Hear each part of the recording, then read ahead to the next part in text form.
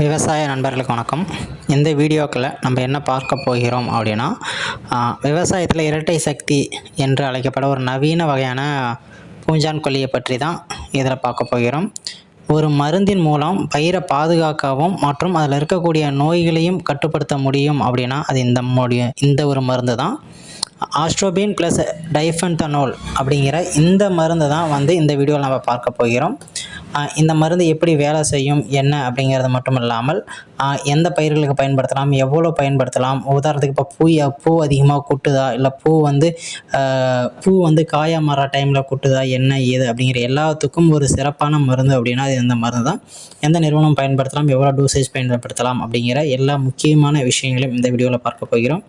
மறக்காமல் சேனலை சப்ஸ்கிரைப் பண்ணிட்டு இன்னும் நிறைய விவசாயிகளுக்கு ஷேர் பண்ணுங்கள், அவங்களும் தெரிஞ்சுக்கிட்டோம். ஓகேவா?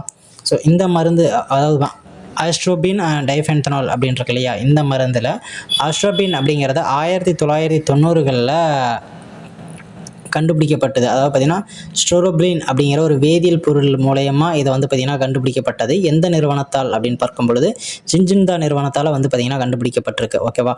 அடுத்தது டைஃபென்தனால், இது ட்ரைசோல் அப்படிங்கிற ஒரு குடும்பத்தை சேர்ந்தது. இது 1980களோட இறுதியில் கண்டுபிடிக்கப்பட்டாலும் இவை ரெண்டையும் இணைச்சி அப்படிங்கிறது 2000-2001களில் ஆரம்ப கால தொடக்கத்தில் பார்த்திங்கன்னா இதை ஒரு சிறந்த கலவையாக உருவாக்கி விவசாயிகளுக்கு கொடுத்து செக் பண்ணியிருக்காங்க. குறிப்பாக இது பார்த்திங்கன்னா எஸ்ஏ சஸ்பென்ஷன் கான்சன்ட்ரேட் வடிவம் என்பது தண்ணீரில் எளிதாக கரையக்கூடியது. செடிகளில் இடைவெளியாக பார்த்திங்கன்னா ரொம்ப விரைவாக செடிகளுக்குள்ள இலைகளில் ஊடுருவி உள்ள போகிறதான வாய்ப்புகள் இருக்கக்கூடிய ஒரு தொழில்நுட்பத்தை பயன்படுத்தி இதை கண்டுபிடிச்சிருக்காங்க. ஓகே, இது எப்படி செயல்படுது, அதாவது மோட் ஆஃப் ஆக்ஷன் என்ன அப்படிங்கிறத பார்க்க போகிறோம். இதில் 2 விதமான செயல்பாடுகள் வேணும். ஆஸ்ட்ரோபின் என்பது ஸ்டெரோபின் வகை மருந்து. இது பூஞ்சான் கொல்லியின் சுவாசத்தை தடுத்து அவற்றை வளர விடாமல் செய்கிறதுல ஒரு முக்கிய பங்கு வகிக்கக்கூடியது. அது மட்டும் இல்லாமல் நல்ல ஒரு பச்சைத்தன்மை கொடுக்கக்கூடிய வேலையையும் இந்த மருந்து அப்படிங்கிறது செய்யும். டைஃபென்தனால் என்பது ட்ரையாசோல் வகை மருந்து. ஓகேங்களா? இது பூஞ்சான்களின் செல் சுவர்களை தாக்கி அவற்றை அடியோடு அழிக்கக்கூடிய வேலையை பார்க்கக்கூடியது. இது ஒரு சிஸ்டமிக், உள்ள ஊடுருவி போய் தெளித்த சில நிமிடங்களிலே செடியின் ரத்த நாளங்கள்னு சொல்லக்கூடிய அந்த நரம்பு மண்டலங்கள் இதெல்லாம் இருக்கு இல்லையா, செடியோட நரம்பு ஓட்டம் மாதிரி இருக்கும் இல்லையா, அது அந்த பகுதிகளோட நுனி வரைக்கும் போய் ஃபுல்லாக எங்கேயாவது இன்ஃபெக்ஷன் இருந்துச்சுன்னா ஃபுல்லாக கண்ட்ரோல் பண்ணி இதற்கு மேலேயும் இன்ஃபெக்ஷன் ஆகாத பார்த்துக்கக்கூடிய ஒரு வேலையை பார்க்கக்கூடியது. எந்தெந்த பயிர்களுக்கு என்னென்ன மருந்து, அதாவது பார்த்திங்கன்னா என்னென்ன நோய்களுக்கு இந்த மருந்தை நம்ம பயன்படுத்தலாம் அப்படிங்கிறதான் பார்க்க போகிறோம். ஸோ பயிர்கள் அப்படின்னு பார்க்கும் பொழுது நெல், மிளகாய், தக்காளி, வெங்காயம், திராட்சை, சோளம் மற்றும் நிலக்கடலை, இது எல்லாத்துக்கும் இந்த மருந்தை பயன்படுத்தலாம்.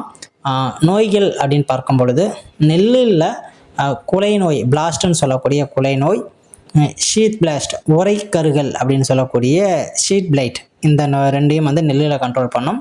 மிளகாயை பொறுத்த வரைக்கும் ஃப்ரூட் ரூட் அப்படின்னு சொல்லுவாங்க, அதாவது பல அழுகல், அந்த நோயவும், அடுத்தது இலைப்புள்ளி, இந்த நோயையும் கண்ட்ரோல் பண்ணும். தக்காளியில் ஆரம்ப காலம் மற்றும் பிற்காலங்களில் வரக்கூடிய கருகல் நோய்கள், பார்த்தீங்கன்னா இயர்லி அண்ட் லேட் பிளைட் அப்படின்னு சொல்லக்கூடிய இந்த ரெண்டையும் கண்ட்ரோல் பண்ணும்.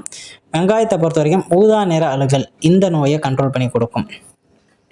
இதை பயன்படுத்தக்கூடிய அளவுகள் என்னன்னா 15 லிட்டர் டேங்குக்கு எவ்வளோ நம்ம மிக்ஸ் பண்ணணும், எவ்வளோ ஸ்ப்ரே பண்ணணும் அப்படிங்கிறதான். பொதுவாக ஒரு ஏக்கருக்கு 200லேருந்து 220, இல்லை ஒரு சில மருந்துகள் 250 லிட்டர் அப்படிங்கிற கணக்கில் இருக்கும். இந்த மருந்து ஒரு ஏக்கருக்கு 200 லிட்டர் தண்ணியில் நம்ம மிக்ஸ் பண்ணி அடிக்க வேண்டிய அளவு. 15 லிட்டர் டேங்க் இருக்குன்னு பார்க்கும்பொழுது 15 ml இருந்து 20 ml வரைக்கும் நம்ம கலந்து ஸ்ப்ரே பண்ணலாம். காய்கறி பயிர்களாக இருந்தால் 15 மில்லியே போதுமானது. நெல் பயிர் இல்லை நோய் அதிகமாக இருக்குது அப்படிங்கிற பட்சத்தில் அது மாதிரியான பயிர்களுக்கு 20 ml வரைக்கும் நம்ம பயன்படுத்தலாம், பிரச்சனை அப்படிங்கிறது கிடையாது. எந்த நேரத்தில் அடிக்கணும் அப்படின்னு பார்க்கும்பொழுது ஒன்று மாலை நேரம், அப்படி எல்லாம் முன்னாடியே காலையிலேயே அப்படிங்கிறது தான் ஸ்ப்ரேயிங்க்கு ஒரு பெஸ்ட் டைம் அப்படின்னு சொல்லலாம்.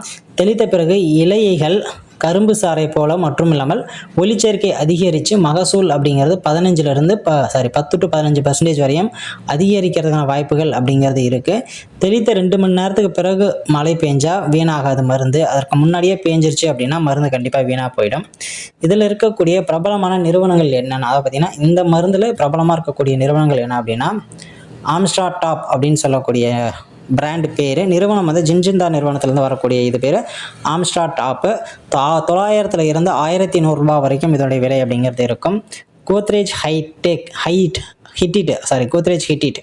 இது வந்து கோத்ரேஜ் நிறுவனத்திலிருந்து வரக்கூடியது. இது வந்து ரூ. 850 950 வரைக்கும் இருக்கும்.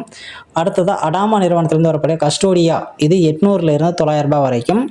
ராலிஸ் இந்தியாவில் வரக்கூடிய ஆஸ்ட்ரோல், இது வந்து ரூ. 850 இருந்து ரூ. 1000 வரைக்கும் விலை அப்படிங்கிறது இருக்கும். 200 ml இது எல்லாமே சொன்னது. ஓகே, இதை எவற்றுடன் கலந்து அடிக்கலாம் கடிக்கக்கூடாது அப்படிங்கிறத பார்க்கும்போது பெரும்பாலான பூச்சிக்கொல்லிகளுடன் இன்சிசைட்ஸ் இது கூட கலந்து அடிக்கலாம். குறிப்பாக இமிடாக்ளோரிஃபைடு அல்லது தைமேத்தாக்சமுடன் தாராளமாக சேர்ந்து அடிக்கலாம். இதுதான் பெரும்பாலும் கொடுப்பாங்க. எது கூட கலந்து அடிக்கக்கூடாது அப்படின்னு பார்க்கும்போது சிஓசி காப்பர் ஆக்சிக்ளோரைடு கூட இதை கண்டிப்பாக கலந்து அடிக்கக்கூடாது.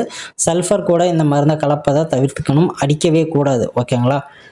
ஓகே, இந்த மருந்து நம்ம அடிச்சிட்டோம். எவ்வளோ நாள் கழித்து அறுவடை செய்யலாம், எவ்வளோ நாள் கழிச்சு அப்படின்னு பார்க்கும்பொழுது நெல் பயிர்களை பொறுத்த வரைக்கும் இந்த மருந்து அடித்து 30 நாட்கள் கழித்து தான் அறுவடை செய்யணும். தக்காளி மிளகாயை பொறுத்த வரைக்கும் அடித்து 5 நாட்களில் அறுவடை செய்யலாம். திராட்சையை பொறுத்த வரைக்கும் 7 to 10 நாட்களில் நீங்கள் வந்து பார்த்திங்கன்னா அறுவடை செய்யலாம், பிரச்சனை கிடையாது.